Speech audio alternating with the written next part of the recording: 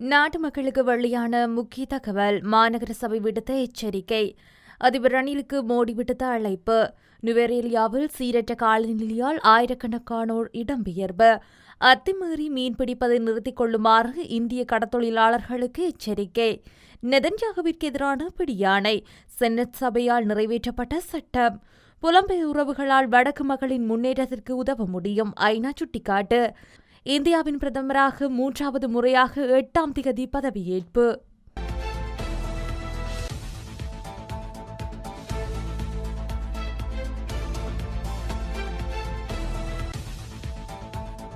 நாட்டின் பல்வேறு பகுதிகளில் ஏற்பட்டுள்ள வெள்ளப்பெருக்கு காரணமாக தொற்று நோய் பரவும் அபாயம் அதிகரித்துள்ளதாக கொழும்பு மாநகர சபை எச்சரிக்கை விடுத்துள்ளது.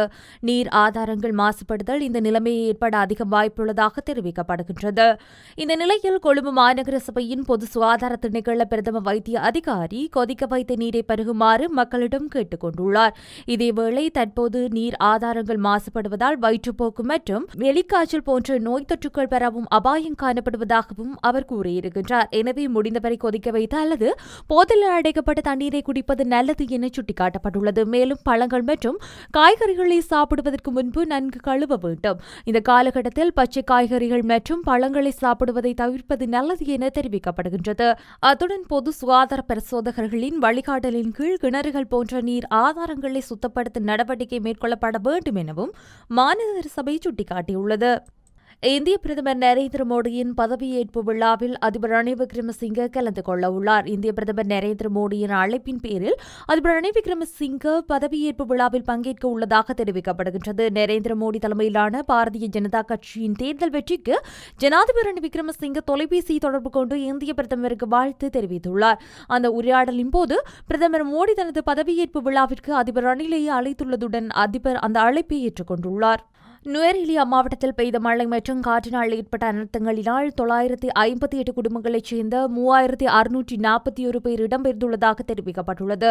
குறித்த தகவலை நுவரேலியா மாவட்ட அனர்த்த முகாமைத்துவ நிலைய அதிகாரி ஒருவர் குறிப்பிட்டுள்ளார். இது தொடர்பில் மேலும் கருத்து தெரிவித்த அதிகாரி, அண்மை நாட்களில் இந்த பிரதேசங்களில் ஏற்பட்டுள்ள காற்று மழையினால் மரங்கள் முறிந்து வீழ்ந்தாலும் கூரைகள் தூக்கி வீசப்பட்டதாலும் 950 வீடுகள் பகுதியளவில் சேதமடைந்துள்ளது. மேற்படி குடும்பங்களைச் சேர்ந்தவர்கள் அந்த சூழ்நிலை காரணமாக இடம்பெயர்ந்துள்ளதாகவும் இடம்பெயர்ந்தவர்களில் பெரும்பாலானோர் தற்காலிக உறவினர் வீடுகளில் தங்கியிருப்பதாகவும் அவர் தெரிவித்துள்ளார். இந்த மாவட்டத்தில் 4 பாதுகாப்பான இடங்கள் அமைக்கப்பட்டு அந்த பாதுகாப்பான இடங்களில் மக்கள் இருந்ததாகவும் தற்போது அந்த மக்களுக்கு அந்த பாதுகாப்பான இடங்களை விட்டு வெளியேற உள்ளதாகவும் தெரிவிக்கப்படுகின்றது. மேலும் இடம்பெயர்ந்த மக்களின் எதிர்கால தேவைகள் தொடர்பில் உரிய பிரதேச செயலகங்கள் அவதானித்து வருவதாக அதிகாரி தெரிவித்துள்ளார்.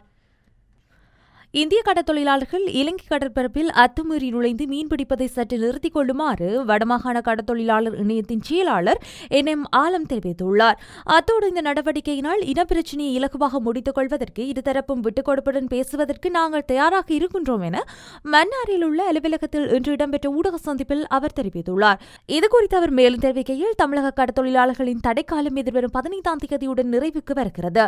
அதனைத் தொடர்ந்து அவர்கள் தடை செய்யப்பட்ட இழுவை மடி தொழிலை தமது கடற்பரப்பில் நுழைந்து முன்னெடுக்க உள்ளனர்.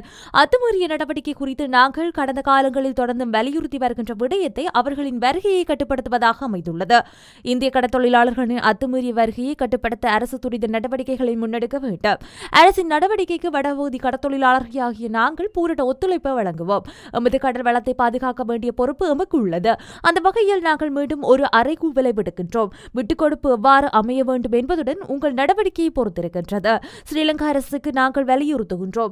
வடபகுதி கடற்பரப்பில் குறித்த இலங்கை கடற்பரப்பில் இந்திய கடல் தொழிலாளர்கள் நுழைவதை கட்டுப்படுத்த கடல் பாதுகாப்பு பலப்படுத்த வேண்டும். மேலும் எங்களுடன் கலந்து ஆலோசித்து உரிய தீர்வை எடுக்க முடியும் என அவர் தெரிவித்துள்ளார். இஸ்ரேலிய பிரதமர் பெஞ்சமின் நெதன்யாகுவுக்கு எதிரான பிடியாணை தொடர்பில் சர்வதேச குற்றவியல் நீதிமன்றத்துக்கு எதிராக தடைகளை விதிக்கும் சட்டம் மூலம் அமெரிக்கா செனட் பிரதிநிதிகள் சபையில் நிறைவேற்றப்பட்டுள்ளதாக சர்வதேச ஊடகங்கள் செய்தி வெளியிட்டுள்ளன. அமெரிக்க செனட் பிரதிநிதிகள் சபையில் உள்ள இஸ்ரேல் சார்பு குடியரசுக் கட்சியின் உறுப்பினர்கள் முன்மொழிந்த சட்டத்தை செனட் சபை ஏற்றுக்கொண்டுள்ளது. அமெரிக்க குடியரசுக் கட்சியின் பெரும்பான்மை பெற்றுள்ள செனட் பிரதிநிதிகள் சபையின் 247 பேர் இந்த தீர்மானத்திற்கு ஆதரவாக வாக்களித்துள்ளதுடன் 155 பேருக்கு எதிராக வாக்களித்துள்ளனர். இஸ்ரேலை ஆதரிக்கும் ஜனநாயக கட்சியின் பிரதிநிதிகளும் சர்வதேச குற்றவியல் நீதிமன்றத்துக்கு எதிரான தீர்மானத்திற்கு ஆதரவாக வாக்களித்ததோடு இந்த சட்டம் மூலம் நிறைவேற்றப்பட்டுள்ள போதிலும் அது சட்டமாக மாற்றப்படாது என தகவல் வெளியாகியுள்ளது. அதேவேளை செனட்டின் பெரும்பான்மையை கொண்டுள்ள ஜனநாயக கட்சியினர் இந்த சட்டமூலத்தை நிராகரிப்பார்கள் எனவும் செனட்டின் ஆதரவு கிடைத்தால் மாத்திரமே இந்த சட்டமூலம் சட்டமாகும் எனவும் குறிப்பிடப்பட்டுள்ளது. மேலும் அமெரிக்க அதிபர் ஜோ பைடன் இந்த சட்டமூலத்தை கடுமையாக எதிர்க்கின்றார் எனவும் தெரிவிக்கப்பட்டுள்ளமை குறிப்பிடத்தக்கது. புலம்பெயர் உறவுகளால் வடக்கு மாகாண மக்களின் பொருளாதார முன்னேற்றத்திற்கு உதவ முடியும் என ஐக்கிய நாடுகள் இலங்கைக்கான வதிவிட ஒருங்கிணைப்பாளர் மார்க் என்ட்ரோ பிரெஞ்ச் தெரிவித்துள்ளார். மேலும் முன்னுரிமை வழங்க வேண்டிய திட்டங்களை அடையாளம் கண்டு அவற்றின் முதலீடுகளை மேற்கொள்ள வேண்டும் எனவும் அவர் குறிப்பிட்டுள்ளார். ஐக்கிய நாடுகளின் இலங்கைக்கான வதிவிட ஒருங்கிணைப்பாளர் மார்க் என்ட்ரோ பிரெஞ்ச் உள்ளிட்ட குழுவினர் வடக்கு மாகாண ஆளுநர் PSM சால்ஸை சந்தித்து கலந்துரையாடிய போதே மேற்கண்டவாறு கூறியிருந்தனர். சிறந்த பொறிமுறையினூடாக முதலீடுகளை மேற்கொள்வது சிறந்தது. வடக்கில் காணப்படும் இயற்கை சக்தி வளங்களை பயன்படுத்தி பாரிய திட்டங்களை மேற்கொள்ளும் போது பிரதேச மக்களின் நலன்கள் குறித்து ஆய்வுகளை மேற்கொள்ள வேண்டும். மேலும் இயற்கை சக்தி வளங்களை பயன்படுத்தி மேற்கொள்ளப்படும் திட்டங்களின் பெற்றுக்கொள்ளும் லாபத்தை அந்தந்த கிராம அபிவிருத்திக்காக ஒரு தொகையை நிதி ஒதுக்கப்பட வேண்டும். இதற்கமைய காணி உறுத்துக்கள் வழங்கப்பட வேண்டிய விடயம் எனவும் அத்துடன் வடக்கு மாகாண அபிவிருத்திக்கு சர்வதேச சமூகத்தினூடாக அவ்வாறான ஒத்துழைப்புகள் தேவை. மக்களின் மீள்குடியேற்ற நடவடிக்கை நிறைவு செய்ய கனிவடி அகற்றும் பணிகள் நிறைவு செய்யப்பட வேண்டும் என அவர் தெரிவித்துள்ளார்.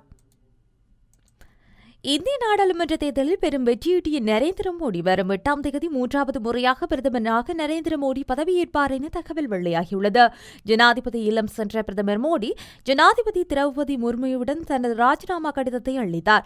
லோக்சபா தேர்தலில் தேசிய ஜனநாயக கூட்டணிக்கு 291 இடங்கள் கிடைத்துள்ளது. பாஜக தனித்து 240 இடங்களை வெற்றி மீண்டும் தேஜ கூட்டணி ஆட்சி அமைக்கும் சூழல் ஏற்பட்டுள்ளது.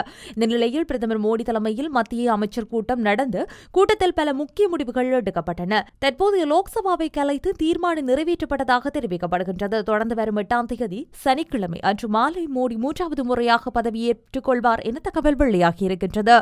புதிய அமைச்சரவை பதவியேற்கும் என தெரிகிறது.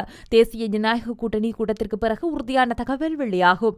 கூட்டத்தின் முடிவுகள் ஜனாதிபதி இல்லம் சென்ற பிரதமர் மோடி ஜனாதிபதி திரௌபதி முர்முவிடம் தனது ராஜினாமா கடிதத்தை அளித்தார். பின்னர் தற்போதைய 17வது லோக்சபாவை கலைக்கும் பரிந்துரைகள் செய்ததாக இந்திய ஊடகங்கள் தெரிவிக்கின்றன. சக நாடாளுமன்ற உறுப்பினரை தாக்கியதாக குற்றம் சுமத்தப்பட்டுள்ள நாடாளுமன்ற உறுப்பினர் மஹிந்தானந்த அழுத்கமகே கைது செய்யப்பட உள்ளதாக தெரிவிக்கப்படுகின்றது. நாடாளுமன்ற உறுப்பினரால் தாக்கப்பட்டதாக கூறப்படும் சக நாடாளுமன்ற உறுப்பினர் குணத்திலக்க ராஜபக்ச தற்போது இராணுவ வைத்தியசாலையின் தீவிர சிகிச்சை பிரிவில் அனுமதிக்கப்பட்டுள்ளார். அவரது காலில் எலும்பு முறிவு ஏற்பட்டுள்ளதால் அதற்கு இரும்பு தகடு பொருத்தும் அறுவை சிகிச்சையும் செய்யப்பட்டுள்ளது. இது தொடர்பாக அவரது மகன் கோட்டை காவல்துறையில் முறைப்பாடு அளித்துள்ளார். கிடைக்கப்பெற்ற முறைப்பாட்டுக்கு அமைய சட்டத்தை நடைமுறைப்படுத்த நடவடிக்கை எடுத்து வருவதாக காவல்துறை ஊடக பேச்சாளர் நிகால் தல்துவ தெரிவித்துள்ளார்.